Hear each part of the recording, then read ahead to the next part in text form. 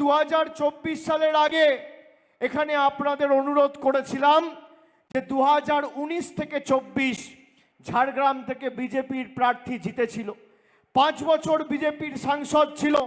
আমি বলেছিলাম এবার ভোটটা ধর্মে নয় কর্মের নামে দিন। আমি বিনপুর সহ গোপীবল্লভপুর, নয়াগ্রাম, ঝাড়গ্রাম 4টে বিধানসভা এই জেলায় রয়েছে।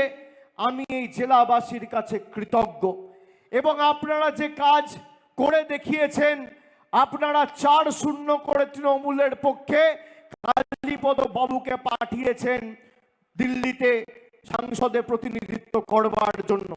আমি আপনাদের কৃতজ্ঞতা জানাবো, কিন্তু এই জয়ের উন্নয়নের ধারা আমাদের অব্যাহত রাখতে হবে।